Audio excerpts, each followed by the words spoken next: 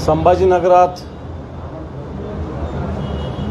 7 जुलै रोजी माननीय उद्धवजी ठाकरे साहेबांच्या दौऱ्याचं आयोजन करण्यात आलेलं आहे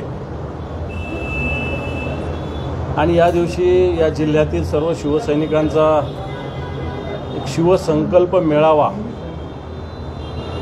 एक शेतकऱ्यांना न्याय देणार आणि गद्दारांना गाडणार अशी टॅगलाईन घेऊन आयोजन करण्यात आलेलं आहे। तसं हे कार्यकर्त्यांचं एक प्रशिक्षण शिबिर पद्धतीचा हा मेळावा आहे। आगामी विधानसभा निवडणुकीच्या धर्तीवर कार्यकर्त्यांना काही मार्गदर्शन, काही तांत्रिक मार्गदर्शन, काही राजकीय मार्गदर्शन या मेळाव्यातून होणार आहे। आणि मला असं वाटतं लोकसभेला उद्धवजी ठाकरे साहेबांनी जानेवारी महिन्यातच दौऱ्याला सुरुवात केली होती आणि या महाराष्ट्रात जवळपास 104 सभा लोकसभा होईपर्यंत, लोकसभेच्या प्रचार थांबेपर्यंत उद्धवजी ठाकरे साहेबांच्या झाल्या होत्या।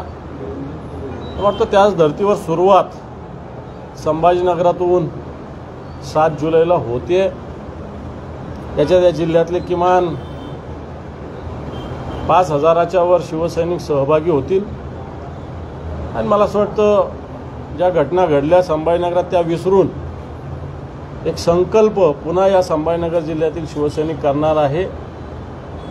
मागच्या वेळेस आम्ही 6 जागा जिंकल्या होत्या विधानसभेच्या, दुर्दैवानं 5 जणांनी त्याच्यातल्या गद्दारी केली। त्या सगळ्या जागेवर पुन्हा एकदा शिवसेना निवडून आणण्याचा संकल्प आम्ही या मेळाव्यात करणार आहोत। हे सगळं होत असताना राज्याचा अर्थसंकल्प परवा जाहीर झाला। हा अर्थसंकल्प जर बघितला तर नियमाची पायमल्ली झालेली, खऱ्या अर्थानं अजून राज्याच्या अर्थसंकल्पाला दोन्ही सभागृहात चर्चेला सुरुवात अजून झालेली नाही। चर्चा झाल्यानंतर दोन्ही सभागृह अर्थसंकल्प मंजूर करत असतं, परंतु त्याच्या आधीच काही योजना ज्या जाहीर झाल्या त्याच्या संदर्भात सरकारने परिपत्रक काढलेलं आहे। मग हा सभागृहाचाच हक्कभंग, एखाद्या सदस्याचा नाही तर सभागृहाचाच हक्कभंग आहे। सभागृहाचं महत्त्व कमी करण्याचा हा प्रयत्न आहे। निश्चित विरोधी पक्ष म्हणून आम्ही या सगळ्या बाबीवर बोट ठेवणार आहोत। ज्या ज्या घोषणा जाहीर केल्या, विशेषतः लाडकी लेक योजना जाहीर केली, हिचा जर अभ्यास केला तर मला असं वाटतं भीक नको पण कुत्रं आवर अशा पद्धतीची जी म्हण आहे तशा पद्धतीनं होईल का काय अशा प्रकारची स्थिती आहे। कारण इतक्या अटी, इतक्या शर्ती त्याच्यामध्ये आहे की काही फार मोजक्या महिलांना याची मदत मिळू शकेल अशा प्रकारची स्थिती आहे। शेतकऱ्यांच्यासाठी सरकारने भले घोषणा केली असेल, परंतु अजून 15,000 कोटी रुपये शेतकऱ्यांचे देणं बाकी आहे सरकारला। याची माहिती निश्चित कोणते कोणते बाकी सभागृहात दिली जाईल। परंतु हे सरकार म्हणजे, मी काल सभागृहात एका विषयावर बोलताना खिशात नाही दाना आणि खिशात नाही आणा आणि मला बाजीराव म्हणा अशा प्रकारची स्थिती आहे।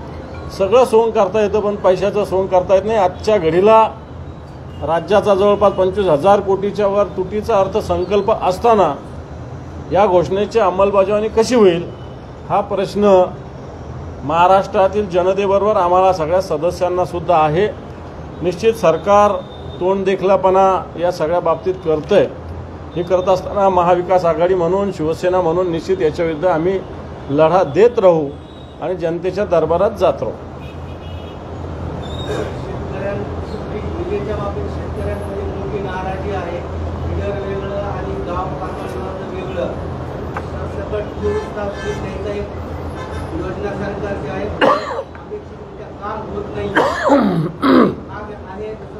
म्हणजे महाराष्ट्रातली वीज तुम्हाला मागच्या वेळेला विचारलं, महाराष्ट्रातली वीज देशातल्या सगळ्या राज्यांपेक्षा अधिक दराची वीज आहे। हा प्रश्न तुम्ही व्याज दरापेक्षा विजेचाच दर जास्त आहे। ज्या दरात वीज मिळायला पाहिजे राज्यात, अन्य राज्यामध्ये औद्योगिक दर सुद्धा महाराष्ट्र राज्याची जास्त आहे, कृषी दर सुद्धा जास्त आहे, रूटीन ग्राहकांना दिले जाणारे दर सुद्धा जास्त आहे।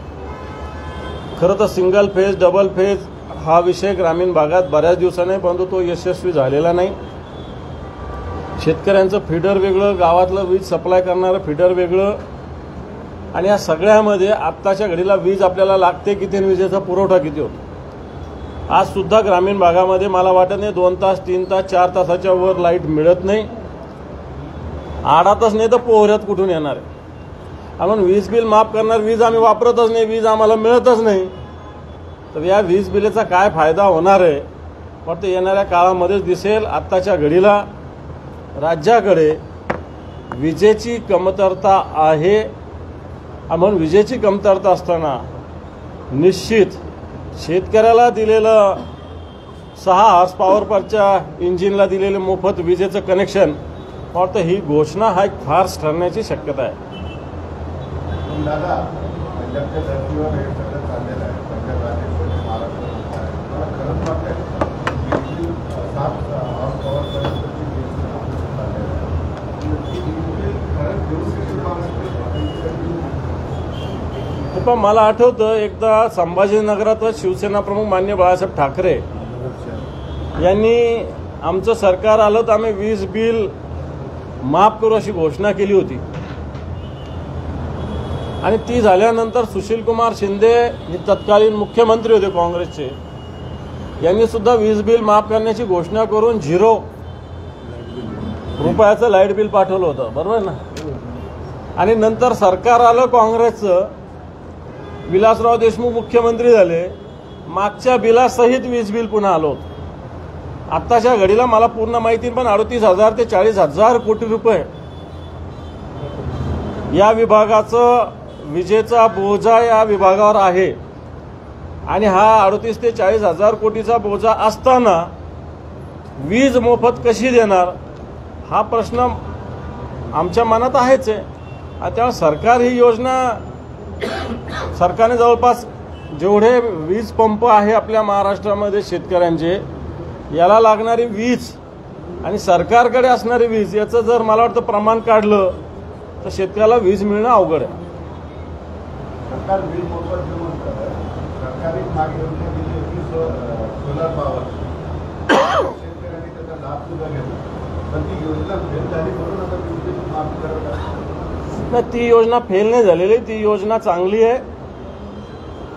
केंद्राची पण योजना आहे, पंतप्रधान कुसुम योजना, मुख्यमंत्री सौर ऊर्जा योजना, पण याचं टार्गेट अतिशय कमी आहे। जिल्ह्याला 5,000 6,000 त्याचं वेटिंग, केंद्राचं जे त्याचं नोंदणी करायचं ऑनलाईन कधीतरी एखादा तास उघडतं, राज्याचं पण तशी स्थिती आहे, बरोबर सांगतो मी। आणि त्याच्यामुळं टार्गेट कमी आहे, सौर ऊर्जेचं टार्गेट कमी आहे, डिमांड जास्त आहे। मला असं वाटतं सौर ऊर्जेकडे वळावंच लागेल आपल्याला येणाऱ्या काळात, परंतु तेवढे सौर ऊर्जेच्या सगळ्या योजना सरकारला त्याची व्यवस्था शेतकऱ्यांसाठी करावं लागेल। लोकसभेच्या निवडणुकीमध्ये पर्सेंटेज काय होतील तर महिलांसोबत माहिती कमी गेली, शेतकऱ्यांसोबत माहिती कमी गेली, त्यांना खुश करण्यासाठी हे पहा, लबाडा घरचं आमंत्रण आहे, लबाड तर घरी या, आमच्या घरी जिलेबी आहे, आमच्याकडे इमरती आहे, आमच्याकडे पुरी आहे, आमच्याकडे शिरा आहे, आमच्याकडे लापशी आहे, सगळं सांगतं। गेल्यावर पत्तरवाळी वाढतात, सगळे वाढतात, त्याच्यावर कोणी वाढायलाच येत नाही, हा म्हणतो हे आण, तो म्हणतो ते आण, प्रत्यक्षात ताटावर काहीच येत नाही। आणि म्हणून हे लबाडा घरचं आमंत्रण आहे, ज्यावेळेस जेवण होईल त्यावेळेस खरं वाटेल। नाही तर आत्ताच्या वेळेला राज्याची आर्थिक स्थिती बघितली तर मला असं वाटत नाही की राज्य सरकारी करू शकतं।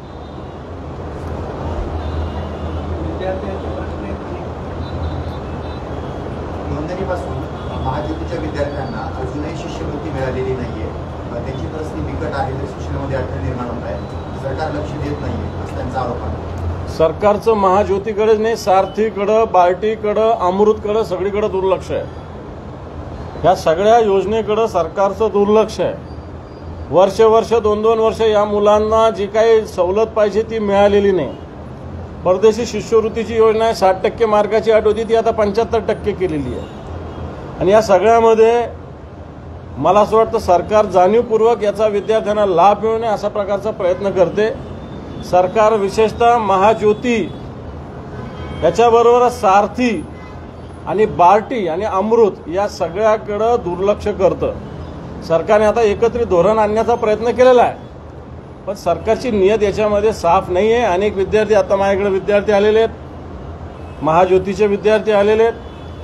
मला या सगळ्यावर अन्याय करण्याचं काम सरकारचा हा समाज कल्याण विभाग करतोय. शेतकऱ्यांना पीक विमा अक्षरशः फक्त 75 रुपये 198 रुपये मिळाला आहे. शेतकऱ्यांचा खर्च सरासरी जर पाहिला तर 50 ते 60,000 एकरी झाला आहे. ती थट्टा केली जाते शेतकऱ्यांची. पीक विमा 1 रुपयात द्यायचं सरकारने घोषणा तर केली, शेतकऱ्यांचा वाटा सरकारने भरला, परंतु या पीक विमा कंपन्यांच्या दादागिऱ्या वाढलेल्या आहे. आता नियम आहे असा की विमा कोणत्याही शेतकऱ्याला 1,000 रुपयापेक्षा कमी दिला जाऊ नये अशा प्रकारचा नियम आहे, सरकारचा नियम आहे. असं असताना आपल्या संभाजीनगर जिल्ह्यातच काही उदाहरणं झालेले 77 रुपये 98 रुपये 107 रुपये. निश्चित मला असं वाटतं या सगळ्या गोष्टी सरकारच्या कानी गेलेल्या आहे. विमा कंपन्या अशा पद्धतीनं काम करत असेल तर या विमा कंपन्याला विरोध करण्याची भूमिका आम्ही सातत्यानं घेत राहू आणि घेतलेली आहे. गुन्हे दाखल व्हायला हवेत का? कारण नियम तोडणाऱ्यांवर गुन्हे दाखल होतात. नाही, आता त्यातल्या तांत्रिक बाजू पाहिल्याशिवाय आपल्याला काही बोलता येणार नाही, कारण कशा पद्धतीनं त्यांनी काढलेलं आहे. सरकार कर्ज माफ करते,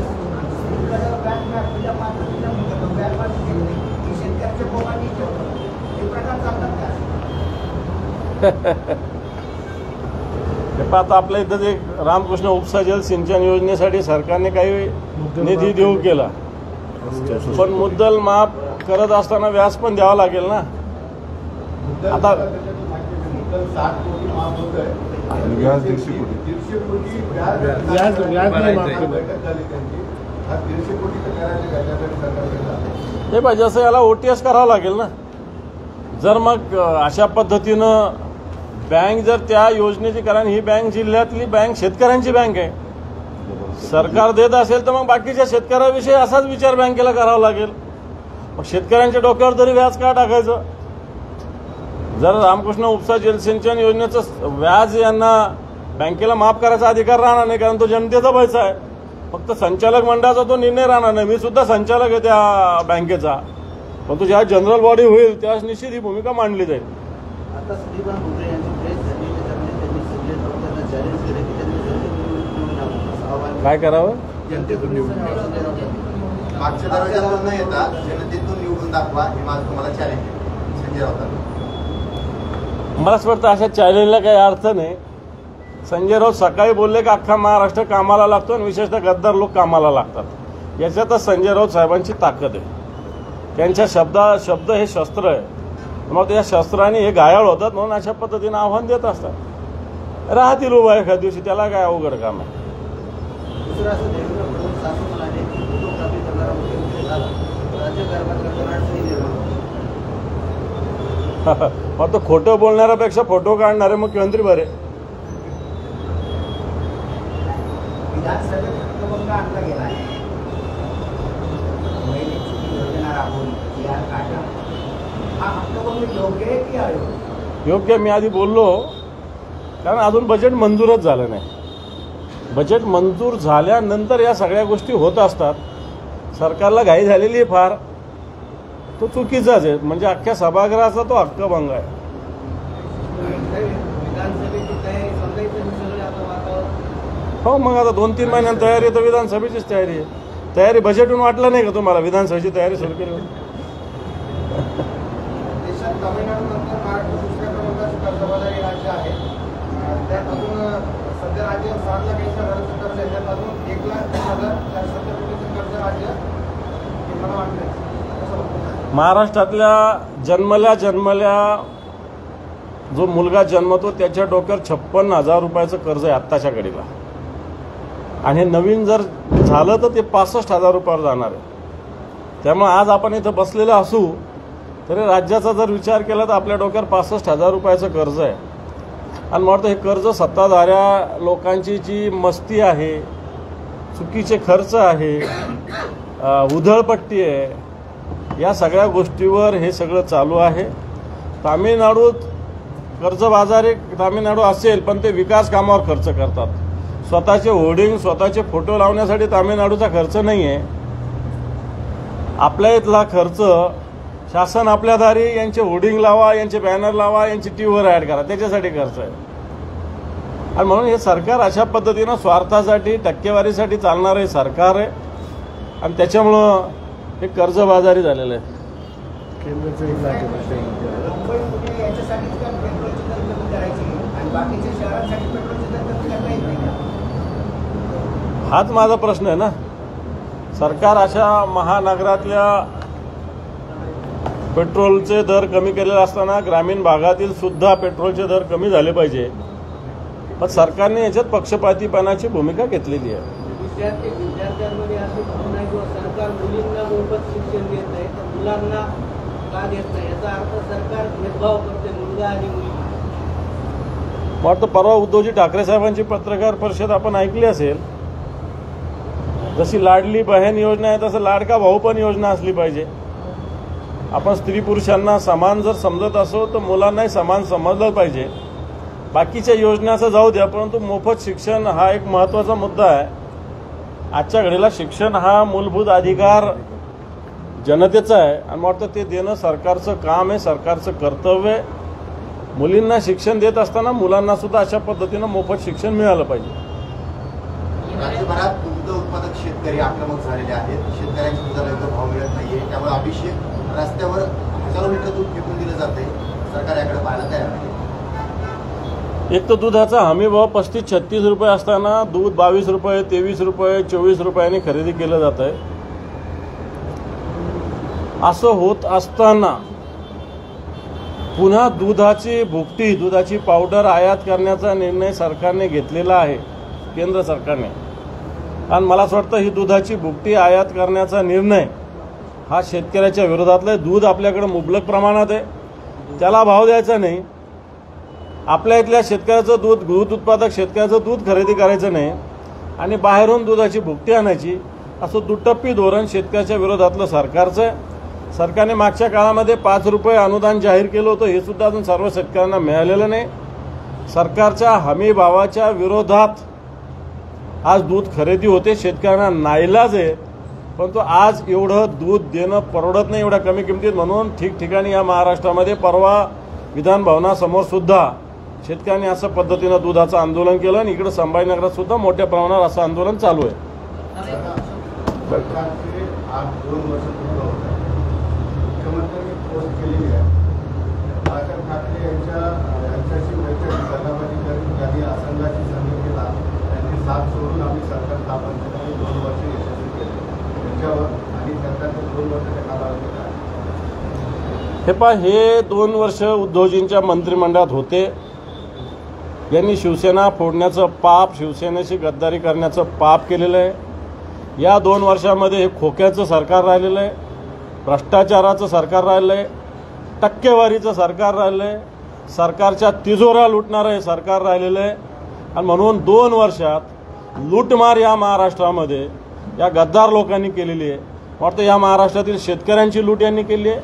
बेरोजगार तरुणांना देशोधडी लावले, अनेक पेपर फुटीचे प्रकरण झालेले आहे. शेतकऱ्यांच्या आत्महत्या कधी नव्हे ते या 2 वर्षात झालेल्या जवळपास 6,500 आत्महत्या यांच्या 2 वर्षाच्या काळात घडलेल्या आहे. नोकर भरतीचं आश्वासन यांनी दिलं, पूर्ण होऊ शकलं नाही. माता भगिनीचं संरक्षण सरकार करू शकलं नाही. म्हणून हे 2 वर्ष टक्केवारीचं, लुटीचं, गद्दारीचं आणि महाराष्ट्राला अधोगतीला नेणारं, कारण इथले उद्योगसुद्धा गुजरातला गेले, अशा पद्धतीनं 2 वर्षाचं ही यांची भूमिका आहे. शिवसेना प्रमुखाचं नाव घ्यायचं आणि त्याच्या मागे लपायचं. मग अजितदादा शिवसेना प्रमुखाच्या विचाराचे का? त्यांच्या मांडीला मांडी लावून असतात. नवाब मलिक शिवसेना प्रमुखाच्या विचाराचे का? प्रफुल्ल पटेल ज्याचे इक्बाल मिर्चीशी कनेक्टिव्हिटी आहे शिवसेना प्रमुखाच्या विचाराचे का? छगन भुजबळ शिवसेना प्रमुखाच्या विचाराचे का, ज्यांनी शिवसेना प्रमुखाला अटकेचा निर्णय घेतला होता? आणि म्हणून ही दुटप्पी पद्धत, दुटप्पी बोलणं मला वाटतं महाराष्ट्राच्या मुख्यमंत्र्यांचं आहे. एबीपी माझा, उघडा डोळे बघा नीट.